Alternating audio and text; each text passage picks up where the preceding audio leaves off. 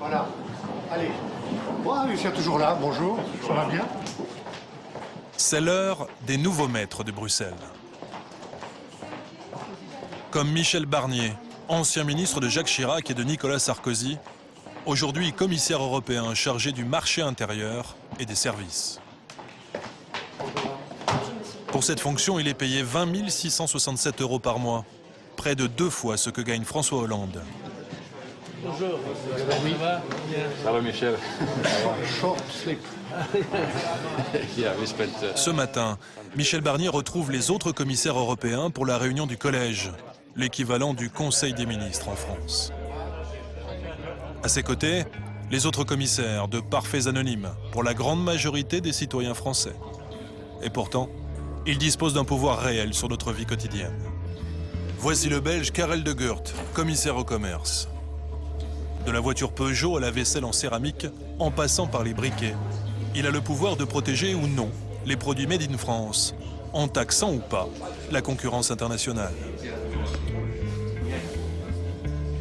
L'Espagnol Joaquim Almunia, très redouté, car il traque les aides publiques illégales, autant que les monopoles des multinationales.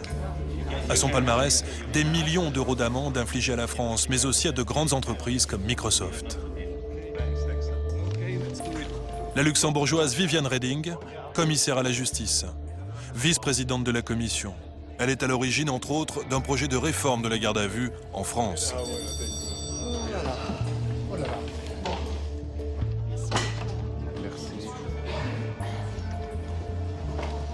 Les commissaires européens sont au nombre de 27, un par pays. Ils sont nommés pour 5 ans par les chefs d'État et de gouvernement. Au fil des crises, les États européens ont transféré de plus en plus de pouvoir à ces commissaires. Sur le contrôle des budgets nationaux tout d'abord, mais aussi sur la conception de nouvelles lois. Les commissaires européens, ces super ministres anonymes, sont devenus les puissants de l'Europe. Nous sommes dans le rôle de facilitateur. Nous faisons des propositions avec le collège dont je fais partie, qui généralement se trouve, grâce à la collégialité, pas très loin, le plus près possible du centre de gravité de l'intérêt général européen.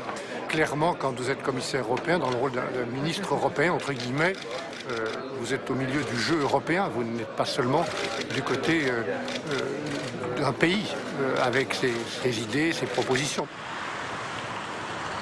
Signe de cette révolution invisible, le voyage de la luxembourgeoise Viviane Reding, vice-présidente de la Commission européenne, il y a quelques mois à Paris. Les premiers orateurs des groupes pourront interroger nos invités. Invitée dans une annexe de l'Assemblée nationale par les députés français, Reding est venue évoquer les méthodes de contrôle de nos finances publiques. Nous passerons à une phase de questions spontanées. La rencontre est dirigée par Claude Barthelone, le président de l'Assemblée nationale. Sont présents Pierre Moscovici, ministre de l'économie, et Bernard Cazeneuve, alors en charge des affaires européennes. La parole est maintenant à Madame Viviane Reding, vice-présidente de la Commission européenne. Devant tout ce beau monde, la commissaire européenne va être très claire. Selon elle, si l'Europe veut exister et sortir de la crise, les nations doivent obéir à Bruxelles. On a perdu beaucoup de temps. On a perdu 10 ans pendant lesquels on n'agissait pas parce qu'on ne voyait pas la nécessité d'agir en commun. Et il est grand temps de refaire ce temps perdu parce qu'on a vu ce que ça nous coûtait de ne pas avoir mis en place les instruments nécessaires à pouvoir intervenir.